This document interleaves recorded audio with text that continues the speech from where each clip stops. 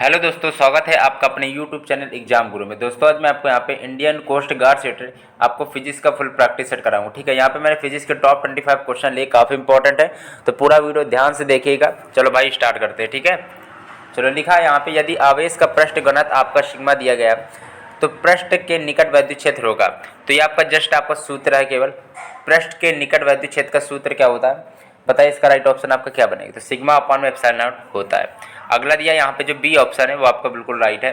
अगला दिया गया है, यदि मतलब दिया गया है यदि एक इलेक्ट्रॉन व एक प्रोटॉन, एक इलेक्ट्रॉन और एक प्रोटॉन एक समान चुंबकीय क्षेत्र में है तो इनके त्वरण में अनुपात क्या होगा? 25 नंबर प्रश्न है।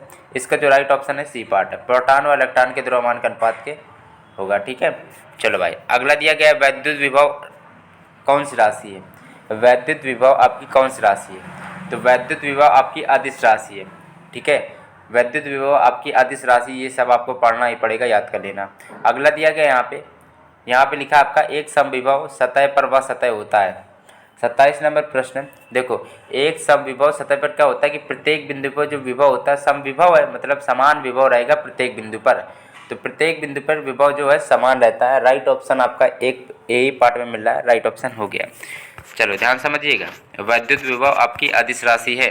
अगला दिया गया है, क्योंकि इसका वेक्टर नहीं बनता। अगला दिया गया, यदि एकांक आवेश को एक समविभव सतह पर एक बिंदु से दूसरे बिंदु तक ले जाए तब क्या होगा? 28 नंबर प्रश्न है। इसका जो डी ऑप्शन है, तब कोई कार्य नहीं किया जाता है। ठीक, कोई कार्य नहीं होगा। अगला दिया गया है, एक खोखले गोले चालक के अंदर अगर विभव पूछा गया तो आप बताइए क्या होगा? 29 नंबर प्रश्न है। इसका राइट ऑप्शन आपका ए पार्ट, तो वो आपका स्थिर रहेगा, जितना है उतना ही रहेगा। ठीक है, अगला दिया, एक खोखले गोले के चालक के बाहर पूछा गया। पहले तो अंदर पूछा है तो स्थिर रहता है, याद कर लेना, स्थिर रहता है अंदर, लेकिन अगर बाहर पूछे तो क्या होता है, बस ये बताइए। ठीक है, 30 नंबर का सी ऑप्शन, क्रेन से दूरी के विलोमानुपात होता है। क्रेन से दूरी के विलोमानुपात होता है, अपोजिट होता है, उल्टा होता है। अगला दिया गया, एक वैद्युत द्विध्रुव कुछ दूरी पर अच्छी स्थिति में रखे हुए एक आवेश पर F बल लगाता है। यदि आवेश की दूरी को दोगुना कर दिया जाए तो इस पर कर रहा बल होगा। 31 नंबर प्रश्न है। इसका जो डी ऑप्शन है F/8 हो जाएगा। ठीक है, चलो भाई अगला दिया गया। चलो भाई, तो यहाँ पे आप लोग ध्यान से देख लीजिएगा, वैद्युत द्विध्रुव के लिए अच्छी स्थिति के लिए सूत्र क्या होता है? 1/4πε0 आपका TP में r³ होता है। ठीक है, यहाँ पे केवल दूरी की बात की गई, दूरी दोगुनी कर दी जाए। ठीक है, तो आपकी दूरी अगर 1/, में कितनी थी, दूरी अगर दोगुनी कर दी जाए तो 2 का क्यूब कितना होगा? 8 होगा कि नहीं? 1/8 वो आपका 8 हो जाएगी, तो F/8 हो जाएगी, क्योंकि बल आपका दिया गया था F/8। इस प्रकार से कर लेना। ठीक है, चलो अगला देख लेते हैं भाई। 32 नंबर प्रश्न दिया गया यहाँ पे लिखा है, एक वैद्युत द्विध्रुव को एक असमान क्षेत्र में रखा जाता है, इस पर कार्य करता है तब क्या होता है? यहाँ पे आपका 32 नंबर प्रश्न दिया गया, इसका राइट ऑप्शन ए पार्ट, तो इस पर एक बल और एक बल आघूर्ण कार्य करेगा। असमान क्षेत्र में अगर रखा जाए तो एक बल और एक बल आघूर्ण कार्य करता है। विल्सन क्लाउड चैम्बर का प्रयोग किया जाता है। विल्सन क्लाउड चैम्बर का प्रयोग किया जाता है। 4 ऑप्शन को देखिएगा, यहाँ पे जो सी ऑप्शन आवेशित कणों की उपस्थिति ज्ञात करने के लिए किया जाता है। यहाँ पे सी ऑप्शन राइट ऑप्शन बन जाएगा। अगला दिया कि 1 वोल्ट बराबर होता है, तो वही जूल पर कुलाम होगा। 34 का यहाँ पे सी ऑप्शन बिल्कुल सिंपल है। ठीक है, अगला दिया गया यहाँ पे, निम्नलिखित में से कौन 1 वोल्ट है? कौन 1 वोल्ट है? 35 नंबर दिया गया यहाँ पे, जूल पर कुलाम हो जाएगा, अभी बताया था, जूल पर कुलाम होता है। ठीक है, अगला दिया गया यहाँ पे आपका, निम्नलिखित में से कौन सा कथन सत्य है? कौन सा कथन सत्य है? चारों ऑप्शन को देखिए। यहाँ पे जो आपका बी ऑप्शन है, एक मिनट रुकिएगा, इसका तो सी ऑप्शन, इसका बी ऑप्शन, परावैद्युत नियतांक एवं विशिष्ट वैद्युतशीलता समान होती है। ठीक है, परावैद्युत नियतांक और विशिष्ट वैद्युतशीलता समान होती है। 36 का यहाँ पे बी ऑप्शन है, वो आपका राइट ऑप्शन बन जाएगा। किसी बिंदु आवेश के कारण वैद्युत क्षेत्र क्या होगा? 37 नंबर प्रश्न दिया गया, इसका बताइए राइट ऑप्शन आपका क्या होगा? 37 नंबर प्रश्न है, देखो इसका राइट ऑप्शन बी पार्ट है, दूरी के वर्ग के विलोमानुपाती से कम होता है। अगला दिया गया, किसी द्विध्रुव के लिए वैद्युत क्षेत्र में पतन समानुपाती होता है, किसी द्विध्रुव के लिए। 38 नंबर प्रश्न, राइट ऑप्शन यहाँ पे r⁻³ हो जाएगा। ठीक है, चलो अगला देखते हैं, क्योंकि आपको पता है 2p 1/4πε0 टू पी अपन में आर क्यूब होता है, तो ऊपर जाएगा तो आर की पावर -3 के समानुपाती। अगला देखते हैं, वैद्युत द्विध्रुव आघूर्ण एक सदिश राशि है, ठीक है, जिसकी दिशा होती है, चलो वैद्युत द्विध्रुव आघूर्ण आपकी एक सदिश राशि होती है और इसकी दिशा क्या होती है, वैद्युत द्विध्रुव आघूर्ण की, देखो काफ़ी इंपॉर्टेंट, आप लोग स्क्रीनशॉट ले लेना, ऋण से धन की ओर जाती है, माइनस से पॉजिटिव की ओर जाती है, ठीक है, वैद्युत द्विध्रुव आघूर्ण की। अगला दिया गया, जब किसी परीक्षण आवेश को द्विध्रुव के लंबवत समद्वि भाजक के अनंत से द्विध्रुव के निकल लाया जाता है तो किया गया कार्य होता है, 40 नंबर का बी ऑप्शन, तो किया गया आपका कार्य भी शून्य होगा। अगला दिया गया है गॉस नियम, जो आपने पढ़ा है, ठीक है, चलो गॉस नियम आपका यहाँ पे दिया गया है, यदि आपको ये दिया गया है, यदि गॉसी सतह में कुल परिबद्ध आवेश शून्य, ठीक है, एप्सिलॉन नॉट फाई ईडीएस बराबर क्यू द्वारा प्रदर्शित किया जाता है गॉस नियम से, तो यदि गॉसी सतह में कुल परिबद्ध आवेश अगर आपका शून्य तो क्या होगा। 41 नंबर प्रश्न, इसको एक बार केवल देख लो, निदेशी एवं निर्गत बल रेखाओं की संख्या समान होती है, निदेशी एवं निर्गत बल रेखाओं की संख्या तब समान रहती है।